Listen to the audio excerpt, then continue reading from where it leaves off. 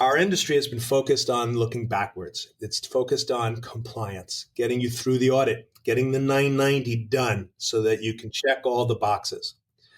I've looked at accounting and saying, as a former director of development, and said, how do we help you raise more money? How do your numbers tell your story? What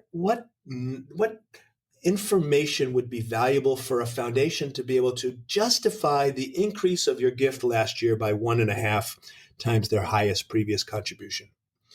And what the Society of Fundraising Executives says, if you show the donor the tangible result of their gift, you're going to raise a lot more money. In both, you're going to get higher average gifts and you're going to get more frequent giving.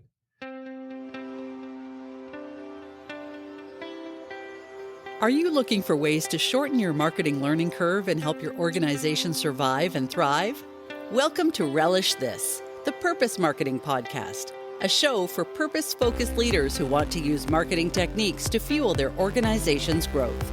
If you're a returning listener and you haven't subscribed already, we'd love to have you. Also, please consider leaving a review wherever you listen to podcasts. Now here's your host, author and marketing specialist, Stu Swineford.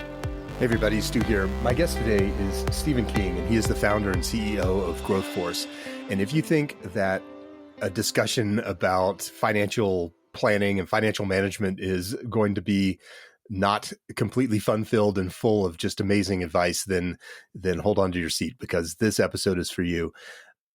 Pretty much every nonprofit at some point is going to need this type of service in order to stay up on the requirements for reporting, or just to get an understanding of what programs within their organization are working and which ones are not. And Stephen comes to the table with some amazing ideas and some really great insights as to how finance and financial management can help fuel your marketing, even getting your messaging right, allowing those numbers and that data to really shine. And these things are so important for any organization, especially nonprofits. I think this episode was just so much fun to record. Stephen is amazing. Check it out, and I hope you get as much out of it as I did. Here we go.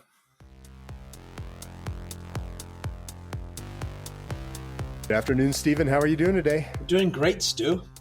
Well, thank you so much for being on the show. I'm really excited to learn more about what you are up to over at GrowthForce and how you bring a lot of amazing insight in the financial space to nonprofits. It sounds like you have your own podcast as well.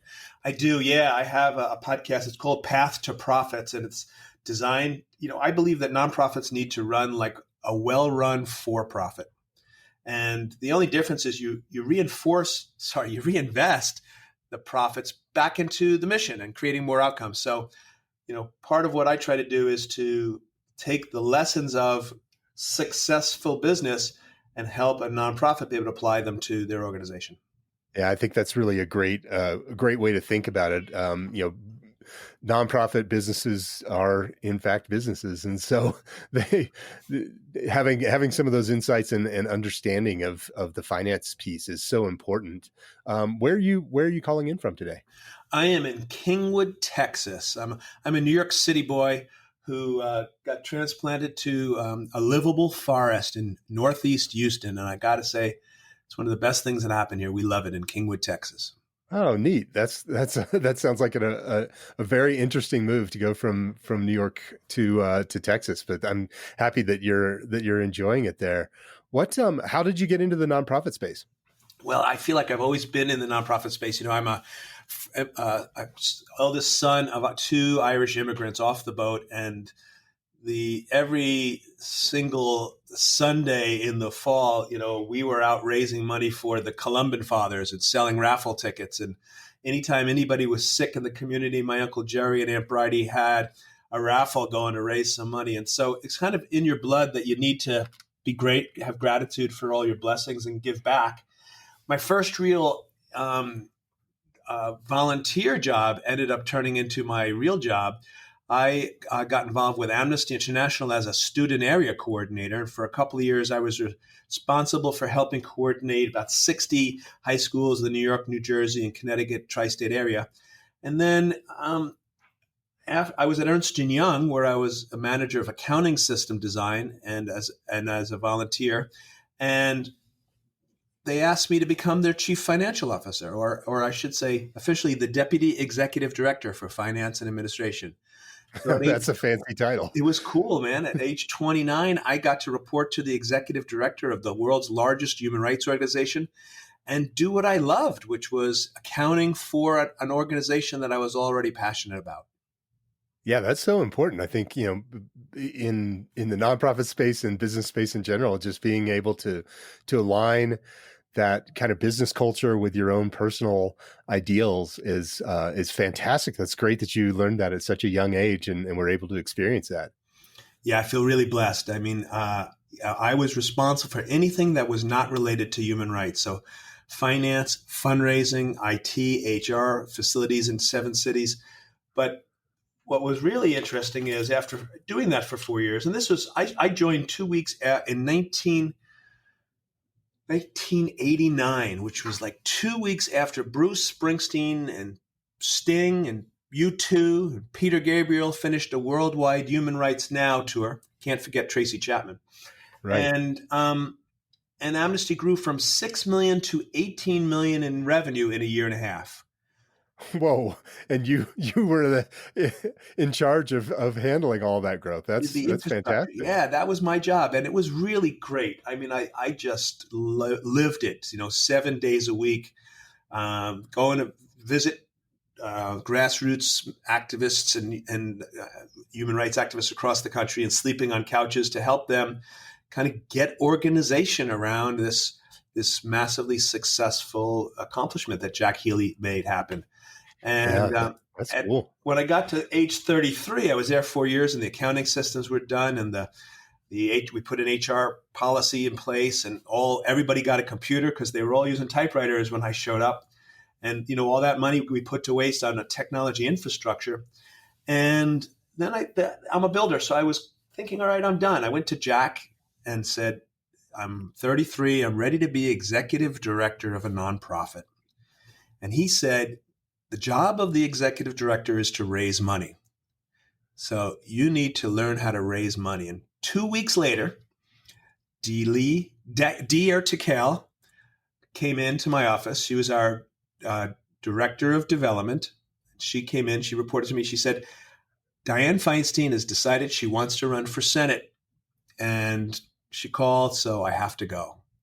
And Jack said, why don't you take over fundraising? I've heard you speak. You could do it. And I did. I ended up getting to about a little over 20 million a year. 3 years I did it. And I just learned so much about how to raise money and how, if you show the donors the tangible result of your gift, how you can raise more money. And that's kind of what I've dedicated my life to. Well, there are so many questions that I have about that journey and just that kind of amazing, rocket ship rise for Amnesty International. I mean, that sounds like a dream for most nonprofits. Most nonprofits are out there trying to figure out, where they're going to get their next donor and how they're going to increase donations and how they're going to make payroll and do all of the things attached to their mission. Were there any things that were negatives about that kind of growth that you saw at Amnesty? Sure. I mean, rapid growth creates a lot of change, and change is hard unless you're really good at change management, and we weren't. It also meant making a lot of mistakes, like when we put in that IT infrastructure.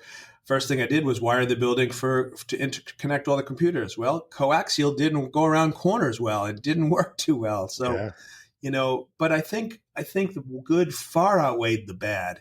We got to make a real difference in a lot of people's lives. And, I think what really helped was the leadership was passionate about the organization. So, we were all united. There wasn't any politics for a political organization, right? It's one of the only 4 non-governmental organizations that are affiliated with the United Nations. So it's very political, but we weren't internally. So I think, that's Jack's leadership that really helped Jessica, Kurt, and I be one team.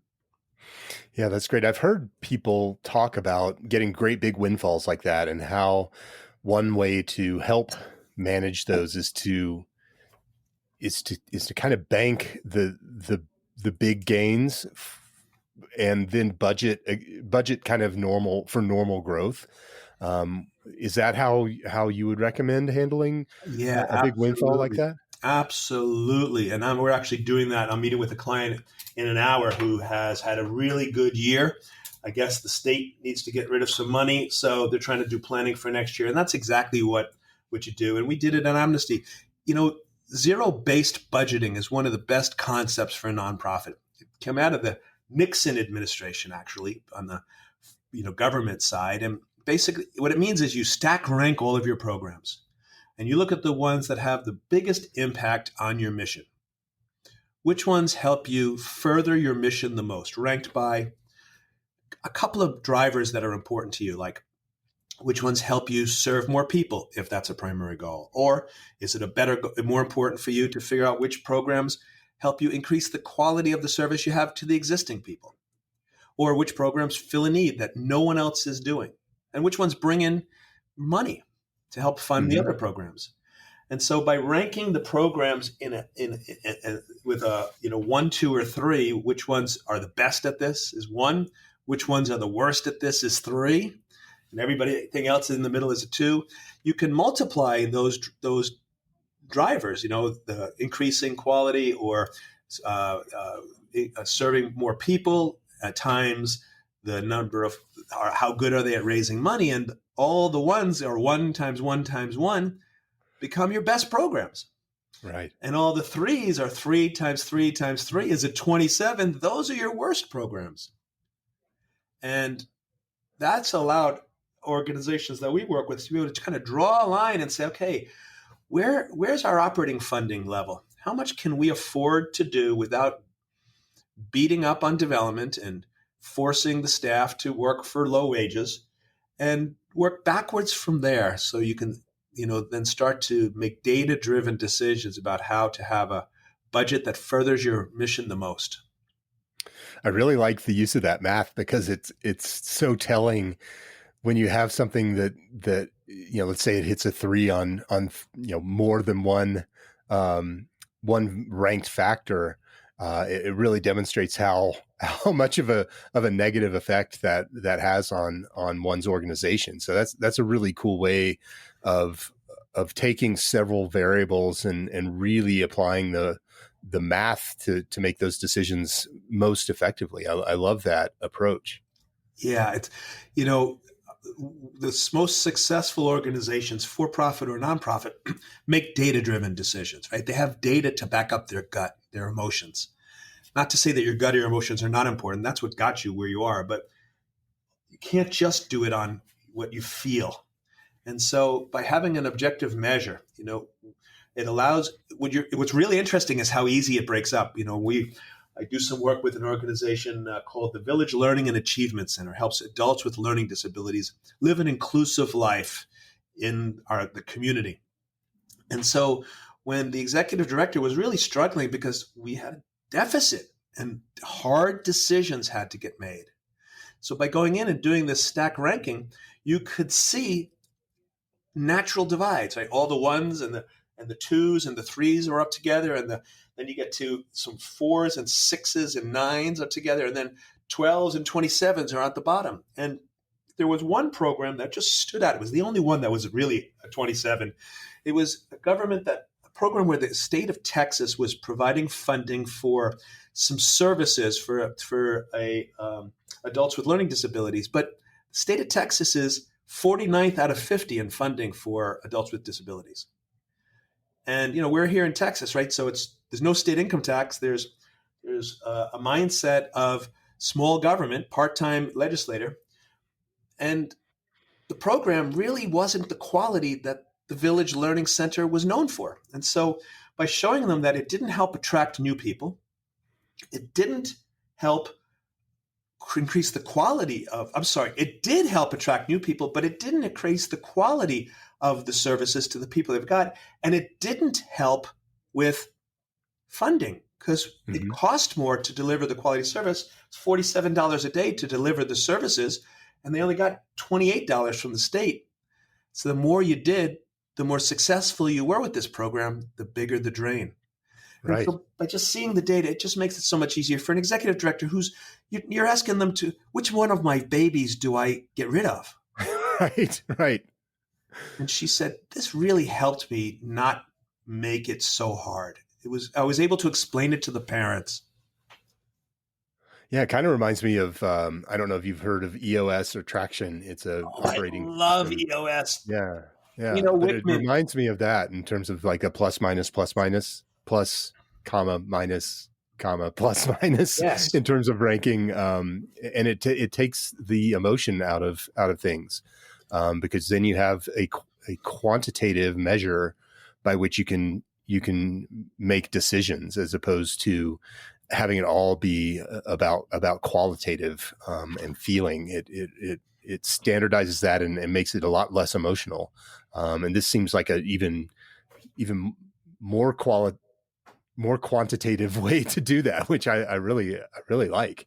Yeah, Stu, you really mentioned something that's very important for anybody who's listening here. EOS is the Entrepreneur Organizing System. And there's a book by Gino Wickman, Gino Wickman, called Traction, that just outlines the step of how do you get traction in an organization. And we recommend it for our nonprofit clients. This Village Learning Center I talk about is a great example. They follow Traction, which means they have a 2-page business plan, which allows us to work backwards from those goals and say, okay, what are the drivers of those goals? Mm-hmm. And then you can say, okay, what are the decisions that you have to make? And there are 5 big decisions a nonprofit has to make. And then you can say, what data do I need? And that EOS is a really nice complement to what we're doing. Yeah, if anyone's interested in that book, there's a sister or a companion book that's pretty interesting, and it's a quick read. It's called Get a Grip, that is also by Gino Wickman. That is essentially a kind of a fictionalization of the application of Traction to kind of a it's like a case study against a fictional model, which is it makes it interesting to be able to see that kind of in play. So if you're interested in kind of learning more about EOS or Traction, that's a really great place to start. So when you approach these clients, and how much resistance is there to going into that kind of qualitative, I'm sorry, I keep getting those mixed up, quantitative measures? Is there a lot of pushback? Does it take you some time to kind of help people see that vision? It's really a function of where the organization is in the life cycle. So we typically work with organizations once they hit $1 million and up, Okay. all the way up. Because at $1 million is when you typically move from founder-led organizations that are driven by loyalty and a board of directors that's an activist board, meaning they're filling in the holes that the staff and the managers can't fill. Their treasurer is serving really as like a CFO and helping forecast cash flow, or actually looking at check registers and the like. Once you get to $1 million in revenue, first off, in the 26 states, you got to get an audit. So you have to get more sophisticated in your record keeping. But you also then have enough money to be able to hire professional staff. And that's 80% of the expenses in a nonprofit is staff, right? Between the salaries and the taxes and the health insurance and the training and the recruiting. And when professional staff want measurable results, right? They're accountable. And if you're an accountable organization, you need clear goals, because then you can say, okay, this is what I'm going to be measured against. And now this is more important than, I've been a CPA serving nonprofits for 36 years. I've never seen what I see today. According to the Charity Aid Foundation of America, there's a 68% decrease in funding across the United States. This just came out earlier this year. And combine that with a 34% increase in operational costs because of inflation. So the sophisticated organizations, the ones that have a professional staff, where they're moved past that founder state into more professionally run with a board that is more oversight than active, the board's wanting to be able to have that management team be held accountable and let them focus on what they should be doing, which is, besides oversight, fundraising. Mm-hmm. So right now we're getting a lot of organizations who are saying, I got real pressures. I got pressures on revenue. I got pressures on my costs are going up. And I just don't know how to go about making the hard decisions. And so that's why I think we're finding so much success right now, because this post-COVID period, as we're getting into October and year-end planning, there's some hard decisions that have to get made. Yeah. Yeah, there really are, and it's across the board. I don't think this is unique necessarily to the nonprofit space, but it does feel like it hits nonprofits harder. Like you mentioned that there's a 34 or ish % increase in cost, but the revenue drivers, the donations are down even twice that. It sounds like, or almost twice that. So where for-profit businesses probably aren't seeing quite that same decrease in revenues, nonprofits are getting hit hard. What are some of the things? I mean, one of the things that I know is a challenge with within the nonprofit space, as well as certain aspects of or certain portions of the for-profit space, is this idea of cost versus investment. And yes. And so when people start thinking about hiring someone like you at GrowthForce, my guess is that there's a little bit of a pushback in that. How am I going to get a return on this in terms of what we're putting into hiring some expert outsourced financial assistance? What would you recommend people think about when they are approaching this as a decision that they need to make?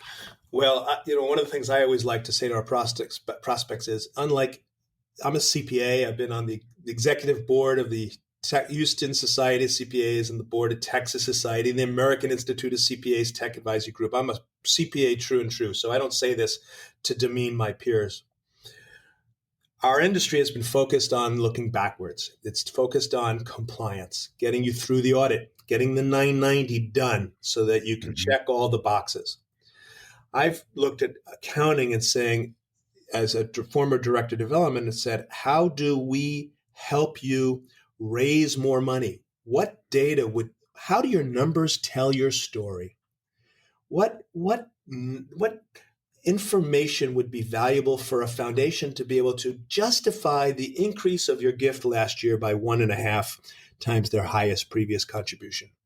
And what the Society of Fundraising Executives says, if you show the donor the tangible result of their gift, you're going to raise a lot more money. In both, you're going to get higher average gifts and you're going to get more frequent giving. And so, we're very different from the traditional CPA in that, we'll take care of getting the tax returns done and get your audit ready 12 months a year. That's a requirement. But we're more passionate about helping you raise more money, helping you be able to measure the economics of each outcome. Stu, you said something really important there. You were like, a lot of organizations trying to look at the expenses and whether or not they're going to get any revenue there. The secret is to study how your money gets spent, and then look at comparing them by program. What we do is, in addition to the traditional financial accounting, we do management accounting. And in a nonprofit, it's the same as in a for-profit. You have to be able to look at, what does it cost you, fully loaded labor costs with all those fringe benefits I mentioned. And typically, when you add up taxes and health insurance and 401k, if you have it, or 403bs, or the recruiting and training costs and all the other stuff that come with people, it's 28 to 30% of the salaries. And so the first thing is really understanding the true cost of your people. And then being able to change your accounting system. We specialize in QuickBooks. We're gurus in unleashing the power of QuickBooks. One of the keys to success here is separating the labor, which again is 80% of your costs, above the line and below the line. And most people in nonprofits don't really know what that means. And it's really very simple. It's an important concept. The line is the cost of delivering your services. So if you look at your income that comes in minus your above the line costs, I'm sorry, I said that wrong. The line is your gross profit margin. How much do you bring in for each program above what it costs you? That's the line. Anything above the line is the cost to deliver your services. And there's only two parts. They are the direct expenses that are required for you to deliver on your program. There's direct program labor costs, so direct program payroll, and direct program materials. That's it. It's the cost of the people who are serving your clients or your patients or your members or whatever you call the villagers you serve. And it's the stuff that you hire, the materials that you need to deliver on educational services or gas for transportation or your the supplies the nurse needs. Those two costs, direct program payroll and direct program materials, adds up to cost of services delivered. Mm-hmm. And so by subtracting your revenue minus your cost of services delivered and looking at gross profit, what that allows you to see is which of the programs that you have cover their costs. The more we do of those programs, it actually increases cash flow. And which ones are you subsidizing through your fundraising efforts? The more you do of those, the more money you have to raise. Yeah, it's just a really, really cool way of breaking that down by service line, right? By item offered. Yeah, by program. QuickBooks is designed just to do that. And most nonprofits use classes as each program. A class in a for-profit is a department. A class in a nonprofit is a program. And you can do up to 6 subclasses in QuickBooks Desktop and 3 online. You can have the big program, like, for example, if you have day habilitation services or vocational services, and then you can have sub-programs, subclasses, and be able to break it out into vocational training or the transportation needed for the vocational training, or if you've got psychological services, you can measure the economics. The revenue minus the cost of the people and the cost of the stuff shows you your gross margin on each program. Now, what's really powerful about that is not only can you see which programs create a surplus and which ones need an investment, all your other expenses are below the line. They're not what you directly needed to serve it's not what your client directly paid for or the villager directly benefited from. Mm-hmm. It's overhead. It's indirect. It's the cost of just keeping the lights on and paying the executive director's salary and the accountants and the lawyers and IT and HR and all the stuff that you need to be a well-run organization. Because that overhead should be allocated to each of the programs. You have to be able to look at the full cost to run a vocational training program. You have to look at the rent. The executive director is going to spend a certain amount of time working on supervising that program. And then you can see the fully loaded costs of your program, the direct and the indirect, and then you can go to your donors and say, here's what it cost us by program, and if you divide it by the number of people you served, here's what it cost us per villager, per patient, per student, per whatever you do. And now you've got data to allow you to see which programs give us the biggest bang for our buck. Yeah, I love that. I'm just actually was just taking a note because what is interesting is how most EDs and most boards probably think of marketing as separate from finance Right. in terms of divisions in one's company.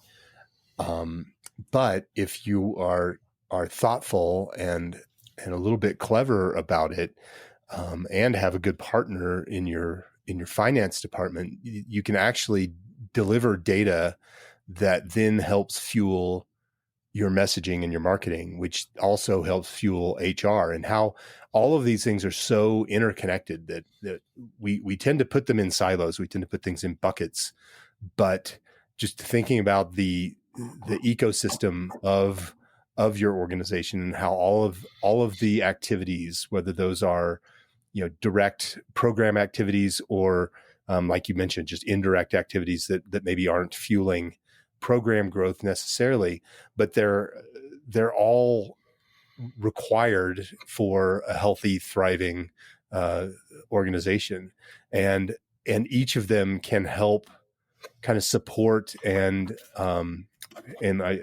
fuel other portions of that organization's growth and health and well-being. I just love that idea that finance and your accounting firm can actually help you formulate your messaging. Yeah, your numbers need to tell your story. And I love, when you take it a step further then and translate this down into giving options and giving levels. I just Mm-hmm. got an appeal from the village, um, telling me that for $250 a month, we could pay for 7 villagers to be able to go out on activities every month, to go to the movies, to go bowling, to go to the petting zoo. And the mission is to help live an inclusive life. And, Mm-hmm. you can pay for $250 a month. You can pay for 6 people to have a seat on the bus so that you see the Village Learning Center's logo, you've put people on that bus. And so it really makes you feel like you're making a difference. And that's where I think the power of management accounting is have your numbers tell a story. It gets really interesting when you start to figure out the big decisions that every nonprofit has. The fun part about doing this for small organizations and, $20 million organizations and everything in between for a few decades is you look at patterns and you realize there are a couple of big decisions that a nonprofit has to make that if you have data will help you make them and be more effective in achieving your mission. The first is who are the best clients to serve? Mm-hmm. Not all, unless your mission is to serve anyone who shows up at your door, not all clients are created equally. I mean, if you have unlimited resources, yes, but nobody has unlimited resource. And so we suggest that you figure out who's your ideal client. In the for-profit world, it'd be called the ideal client profile. Who do Yep. you add the most value? And then more importantly, who should you not serve? I keep using the village because I'm working with them right now, so they're top of mind. They found out that adults who were low functioning would not be good uh, clients for their residential housing program because they had 24-hour nurses, which are very expensive, but you can't have somebody who's violent in a group home. And Mm-hmm. so, understanding who the clients that leverages your services the most are the ones that will help you achieve the most outcomes. They're the ones that typically are your best. And so, when you're making your stack ranking and trying to decide which programs are the most effective at serving more people or increasing the quality of the value they deliver or filling a need that nobody else can serve, um, you have to make sure that you're measuring it against the clients that you should be serving. And that, the Fort Bend Women's Shelter had a policy of not turning anyone away, first come, first served. But since the beds were full every night, in order to increase the number of outcomes and their mission is to break the cycle of homelessness and abuse. And with women and the children, And their mission is not to house the homeless. That's the city of Houston's job. Right. So they had to work backwards from their mission to figure out which clients benefit the most from their services. And those are the ones that create the most outcomes that serve their mission. The outcome that they thought served their mission the most was somebody gets her first job, because that breaks the cycle. But people who don't participate in their counseling program end up repeating the cycle of abuse. So by taking a bed, they take away an opportunity for somebody else who wants that first job. And by shifting the priorities and figuring out which clients are the best ones to serve, they were able to create more outcomes. Yeah, is this basically like the Pareto? Is it? I believe the Pareto principle, the 80-20 kind of exercise, where when you look at you assess your data, and a lot of times it's not always true, but a lot of times you'll find that 20% of your, let's say, your recipients lead to 80% of your donations. And there'd be a variety of different calculations that one would need to do, or associations to get to that information. But essentially, if you start looking at that, you can then narrow down to help serve more of those people that drive either the most revenue or the most benefit, or however you want to do that assessment. Is that kind of the principle that that you use? Work backwards from the end in mind, right? What are the outcomes that further your mission the most? Let's stack rank those so we have data to back it up. It's not just your gut. And then which are the clients that take advantage of those programs and achieve the most outcomes? Keep those clients and give them what they need, and you'll achieve your mission further. That leads to the hard decision number 2, which is, which programs do you stop, which ones do you start, and which ones do you continue? And that's right. where that stack ranking comes. The 1s, the 2s, the 3s, the 4s, even the 6s, maybe. At least the 1s, 2s, and 3s, you're going to keep those. And the 9s and the 12s up to the 27s, those are the ones that are the lowest. Right. What we found at Amnesty was, in our budgeting process, we spent our energy in the middle on the ones that were, to use a basketball phrase, on the bubble. The ones that just barely made it above the line or were just barely missed it. And you bring that discussion to the board. Right. Yeah. How do you move more of those people from kind of a mid-level performance to a great performance?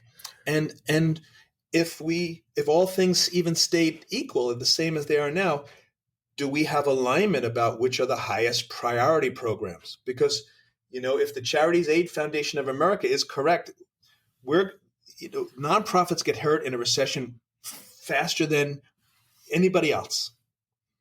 That's been my experience. I've been doing this for this is going to be my 8th recession in 36 years. It's part of a healthy economy. Every 7-8 years, we should have one. We haven't had one in a long time. So even if we don't have one, the process of going through getting the difficult decision of where do we invest our limited resources the most is still how a well-run organization runs. So looking at the ones that are in the middle on the bubble and seeing, okay, which program achieves our mission the most, and having the board focus on that strategic decision means you're not going to get them dragging into the weeds. I have a whole ebook. I should have probably said this at the beginning. I have a whole ebook that outlines these 5 steps, and we have a webinar around it. Step 4 is getting the board aligned and to approve that budget. One of the biggest mistakes that I see from a financial management perspective is executive directors don't have a strong controller, right? Somebody might have the title accounting manager, but they don't have a CPA and maybe not even an accounting degree, because who can afford a $125,000 controller unless, you're a sizable organization? That's why we exist.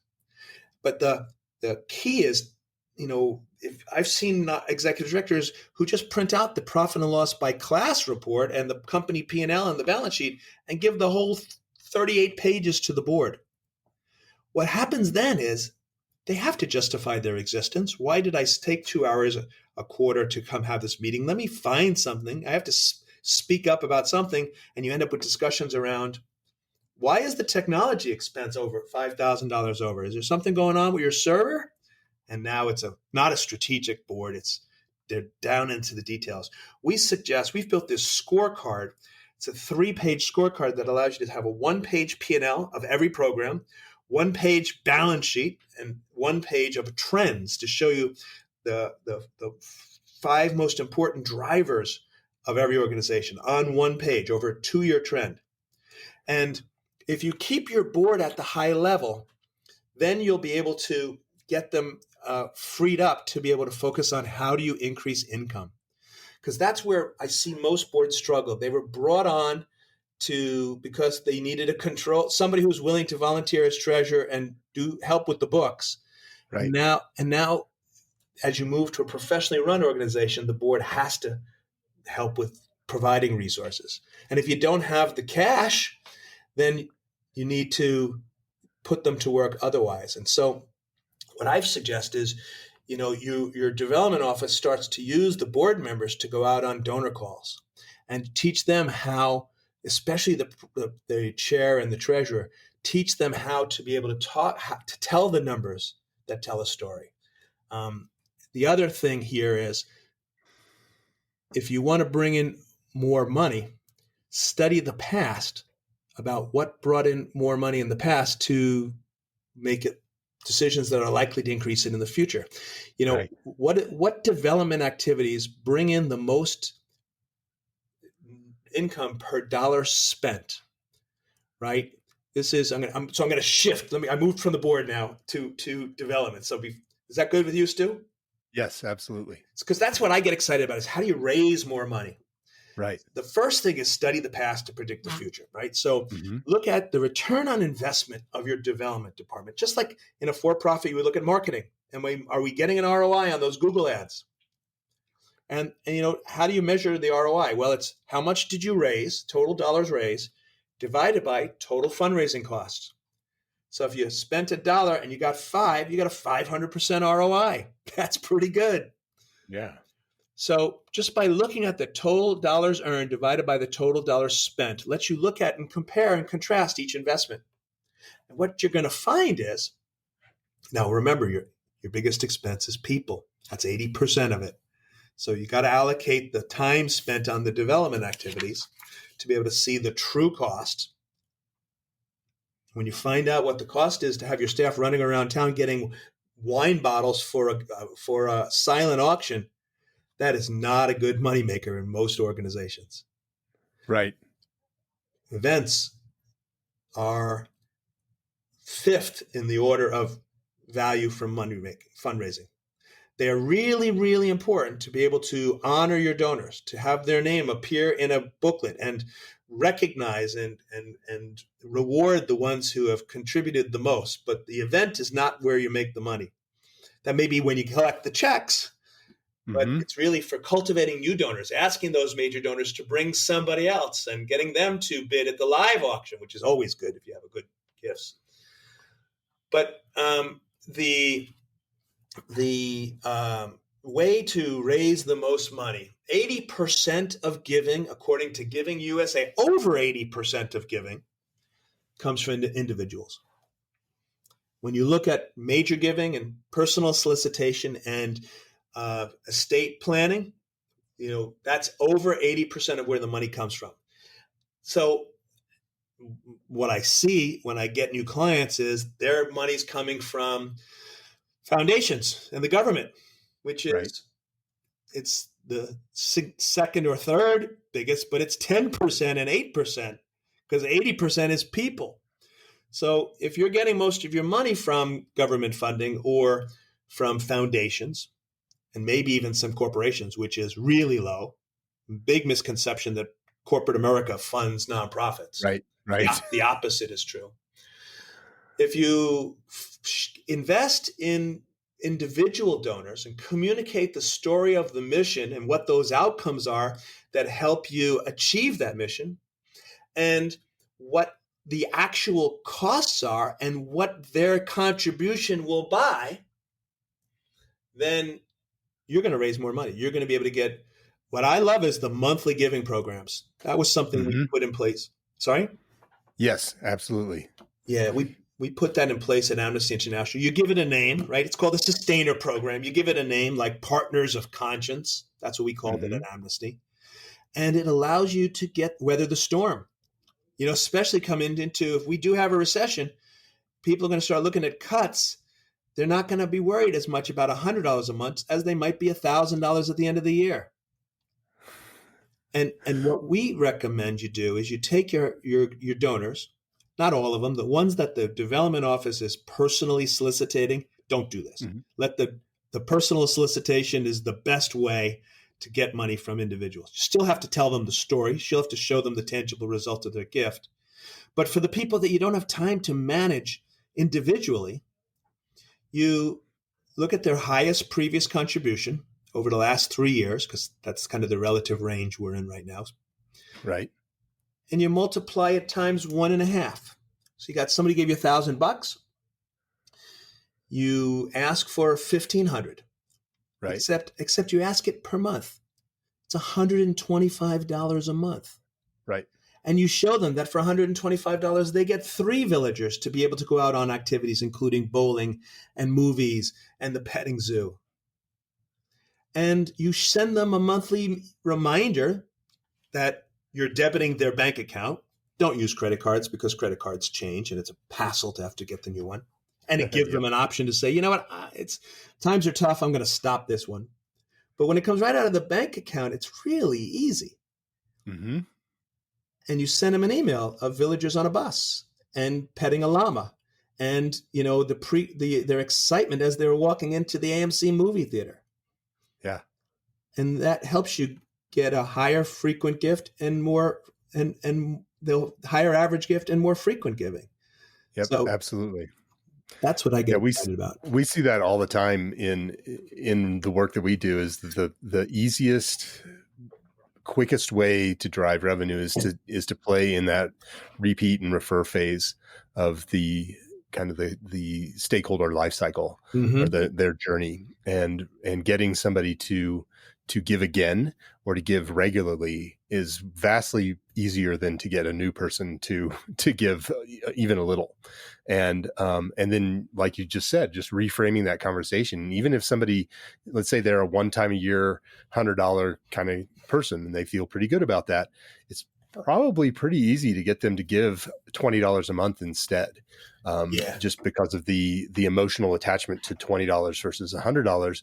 But when you do that, you just over doubled, you 2.4% or 240% their regular donation. Exactly. And it's just, it's a relatively straightforward ask. It's, it's typically, if you have donor systems in place that can help you manage this, which most nonprofits either do or certainly should, it becomes a pretty easy way to increase your donor revenue without really a lot of additional investment. And it's just a really great way to reframe that conversation.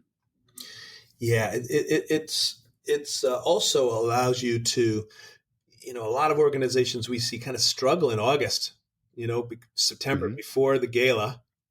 And Yep. it's a long time since whatever you did in the spring, the golf or the outing or the auction, and that steady cash flow sustains you. So what's really nice is when you combine it with a basic CRM or a donor management system with QuickBooks. Mm-hmm. QuickBooks is designed for this. You just have to know how to unleash the power of it. And so it's not a big investment to get there. And then when you start showing donor impact statements, Yeah. it's a whole different development operation. It's a whole different, and it professionalizes the whole organization, because now you can take those same numbers and say, okay, people, here are the outcomes that we are measuring everybody against. Did we go to the movies 3 times? And did we get 12 people on a bus? And outcome-driven management is the only way to go in a world, post-COVID world, where you can't see employees every day. Yeah, absolutely. Well, man, this has been just such a fun conversation. I've learned a ton, and I hope that everyone listening has had as much fun as I have chatting with you. I know you need to get to a meeting. How can people find out more about what you do and connect with you? Well, our website is the best way because there's a lot of resources on there. You can go to www.growthforce.com, GROWTH force.com/NFP for non-for-profit. Or I'm email. If you have any questions, I love helping nonprofits. It's why I'm here on earth. Stephen, STEPHEN at growthforce.com. I'm also on LinkedIn, Stephen King CPA, and Twitter as Stephen King CPA. I would also encourage people to listen to your show. I'm guessing that it may be not necessarily completely nonprofit focused, but there's so much information that you were so willing to impart here with us today that I suspect that people would get a kick out of that as well. Tell us the name of your show again. Yeah, it's Path to Profits, but on the website, we have a whole nonprofit resource list. There's a form you can start a conversation with someone on our team, and we're happy to share advice. And we've got a nonprofit webinar on this topic, as well as an ebook to help organizations serve more people and raise more money. Oh, that's just great. I really appreciate all of the information and all of your willingness to share here today, Stephen. If people were wanting to take action, I really like having conversations and talking about things and getting new learning and all of that. But at the end of the day, I really want to try to get people to take some kind of action. What would you want people to do after listening to our conversation today? I would go to the webinar. I would go to the nonprofit webinar. It's about 40 minutes, and it's got an ebook that you can read along. And what you're going to find is the first step is to figure out which programs further your mission the most. We have templates in there. We have a whole workshop that we're going to be doing this fall to help people do everything we talked about today. That sounds great. I would encourage everyone to do that. And again, that's growthforce.com/NFP. And Stephen, thank you so much for being on the show today. I'm really excited to have this conversation with you and really appreciate you being on the show. Stu, thanks for having me. Have a great day. You too. And there you have it, another great episode of Relish This. Thanks again for listening. You can find past episodes of the show at relishthis.org. And remember, if you liked what you heard today, please subscribe and leave a review wherever you listen to podcasts. For more information on purpose marketing, grab your free copy of my book, Mission Uncomfortable: How Nonprofits Can Embrace Purpose-Driven Marketing to Survive and Thrive. Get your copy now at missionuncomfortablebook.com. Thanks again for listening. Come back next week, won't you?